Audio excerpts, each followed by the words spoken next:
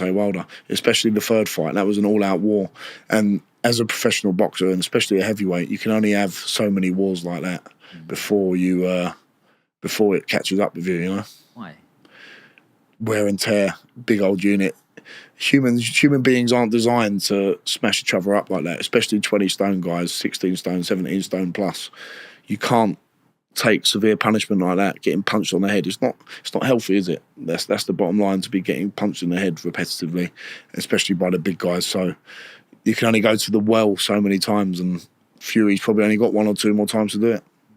So what do you think of someone like Mike Tyson stepping in the ring again against Jake Paul? I think it's a farce. I think it's an absolute joke. And it's not happened, and I'm glad it's not happened. Almost 60 years old. I used to like Jake Paul. I used to think, yeah, he's doing something quite good, trying to dedicate himself, but I've got no time for it. I think it's all quite rubbish now. What do you think of that whole scene of influencer boxing, misfits, all of that? It's not boxing, it's entertainment. Fair play to them. Make their money. That's fantastic, but I don't regard it as boxing. I regard it as sort of wrestling style entertainment. And yeah, it is entertaining. Sometimes you watch it and you think, oh, that's a laugh, but it can never be taken seriously, ever. And that's the danger, though. Like young kids coming through now will look on my TikTok comments. They'll be like, when you're fighting Jake Paul, you should fight Tommy Fury. And like they don't understand what we have to go through as professional boxers. I know Jake Paul trains really hard, KSI, and fair play to him for making loads and loads of money, and they're great businessmen. But I mean, come on, fighting a 60-year-old nearly Mike Tyson versus Jake Paul, I've got no time for that. How do you think that plays out? Because it is scheduled for November. I think, well, considering that Mike Tyson had to be taken off a plane, didn't he, for having heart problems, I don't think they should be sanctioned at all, ever. It's wrong. Who is your favourite boxer of all time? I've got a few. Lennox Lewis being one of them. Yeah. Unbelievable. Rocky Marciano. Yeah. Old classic guy. The modern guys, Joshua, Fury, love them two the most. There's no Tyson in there? Mike Tyson? Oh, Mike Tyson, unbelievable. Unbelievable. But in terms of my favourites, probably Lennox Lewis, someone like that, Vitaly Klitschko. But Mike Tyson, in his prime, watched him 18, 19, 20 years old, smashing people up who were like 10 years older than him, getting a world title at 20 years old. Unbelievable. Johnny, a big name has just been dropped. Yeah, everyone's talking about Chisora and you. Yeah. You know, everyone's just like putting you straight into that Another mix legend. now. He's like, you know, War Chisora, they call him, don't he? He's like a real veteran. Couldn't believe he beat Joyce. Couldn't believe that. Yeah, I thought Joyce would be able to deal with him, but Chisora just keeps coming back. He's had 2 wins on the... Is it 2 wins on the bounce now? Who did he fight before? He fought someone else recently, but he just keeps coming back, and if he's still winning, Joe Joyce is a great name to have on your resume. So I've got a lot of time for Derek Chisora. He's a legend, and people have been bounding our names around. Eddie being the main man who's been doing that, and I feel a bit disrespectful to thinking like I'm calling for that fight. So I'm not calling for it, but if Derek Chisora came and said, let's have a fight at the O2, let's set it out, I want to do it, I wouldn't say no. It would be an honour to share the ring with Derek Chisora, and I think I'd have a good chance in. I'm not saying I'd win it, but I'll give a good account of myself, you know?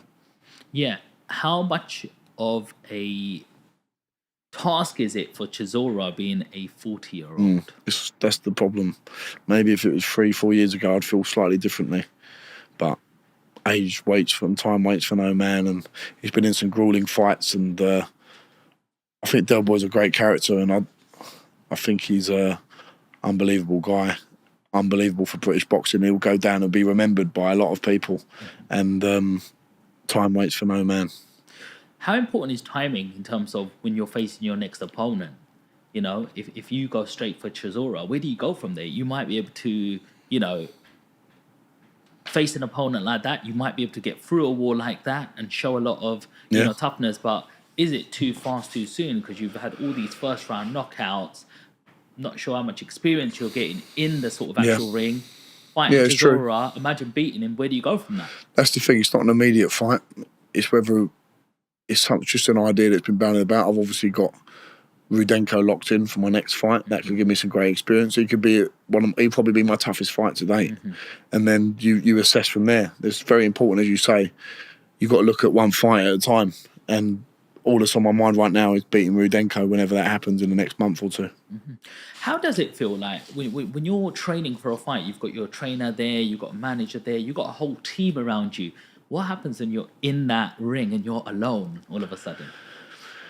That's it. That's the name of the game, isn't it? Like, it doesn't matter how. This is the thing with boxing; it's quite unique in a way. You don't have 10 other football players on the pitch. You don't have 14 other rugby players. If you've cut corners, it's going to show. And if you're moaning about coaches, trainers, managers, it's up to you to put them all into line, because at the end of the day, you're the one who's going to be seen in the ring and be accountable for what's happened in the camp. So you've got to take an onus on that and be the boss. Unfortunately, without sounding arrogant or belittling the other people, you've got to be in control, because the only person it comes down on when it all goes wrong is you. That's the bottom line. And you're the one who takes the punches in the head. No one else does. Not your manager, not your trainer, not your promoters, not your strength and conditioning coaches. They're all part of your team, but the one who's going to be getting punched in the face is you. Does it ever get to you mentally? No. I love it. I absolutely love what I do. I get to go up and train every day. I love training. It keeps my head screwed on. If I couldn't train, I think I don't know what I'd do. It keeps me sane, for like it does for a lot of people. So yeah, I absolutely love the ability that I've got to go and train and do something I love every day.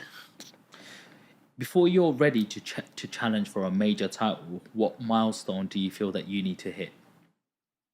I don't think of it in that way, Sean. I don't think I have to hit anything. I think the map is in my destiny of where I'm meant to go. All I have to worry about is winning the next fight. There's no milestone I think of in my head that I think, well, I've got to do this amount of this or do that. It's all mapped out already. All I've got to do is dedicate myself 110%, and then the rest will follow. Mm-hmm. I like going to the gym myself. Yeah. I go there every morning, maybe 5-6 times a week. Yeah. It keeps me happy. Yeah. I like to think I train hard. Yeah. You know, one day, like, I have my 2 days where I do my 5K runs. Yeah. I do my bodybuilding on 2 other days, and then a couple of other days I do a Pilates, yoga. Get the It's good to do that. All the flexibility. Yeah, absolutely. All of them things. Do you do any sauna?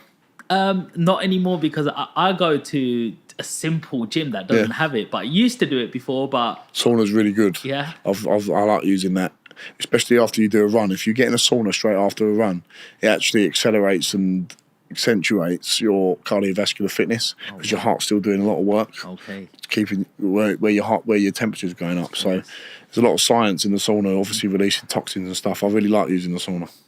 So what I'm getting to here, Johnny, is I want to put myself through some training now. Yeah. I want to go through some training, like on my own with my headphones and stuff like that. But I want to pretend I'm training for a training camp. What does a camp look like? Tell us from the inside. What does your days look like as leading up to the Rudenko fight, for example? You can't go out, can't drink. You've got to stay in your house as much as you can. You've got to cut back on things like this as much as you can when you get to 4 or 5 weeks out. If you're out too late, my dad will be ringing me saying, no, you're too late. My mum won't let me do this. You need people like that reminding you.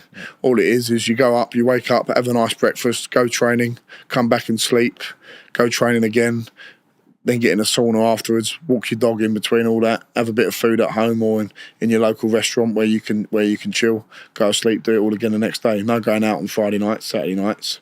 You might be able to go around your mum and dad's for a little bit, but you've got to be at home resting as much as you can. The rest is just as important. It is military style. Yeah. That's what it is. How important is the food side? It's the most important part. The food is your fuel for your sessions. I've just got a nutritionist on board, Lee Rickard, really good guy, and he takes a lot of stress off of me. And he educated me a lot on food, because you think you know what you're doing, but you don't. And it's all about hydrating yourself properly, eating at the right times, eating leaner foods. And I've really noticed a change in my body shape the last 6 months, because I've really tightened up all my nutrition. Yeah. That's the little 3-4-5% that you need to get to the next level. So food is fuel. It's not food, it's fuel for your training, and that's what you've got to remember. Do you feel stronger with the new nutrition going in? I feel stronger, I feel leaner, but I'm still the same weight. My body fat's come down. That's just the byproducts of it. But that's a nice feeling, and you feel fit and strong. I feel powerful, and I wake up in a good frame of mind, and I know that I'm doing everything correctly, and that's good for your mental side as well, because you know you're ticking boxes mentally. That's just as important. When you eat with bad food, you feel bad. You are what you eat at the end of the day. But talking about food, I know you do like a certain Chinese. Yes, I do. That's what's had to change the most. I used to love the Chinese on a Saturday night. I don't even have that anymore. When I had the Chinese yesterday, we had a Chinese sit down. I have boiled rice, and the Blue Orchid made me like a beef Cantonese style dish, which is just like really fresh beef with vegetables in it, ginger, soy sauce. It is absolutely beautiful. I don't have any of the sweet and sour chicken, chicken balls, lemon chicken, sweet and campo prawns. I can't have any of that. I just have the grilled, the boiled rice with a nice bit of beef Cantonese style, and it's nutritious. The Blue Orchid's a great place. They cook everything fresh, and I can enjoy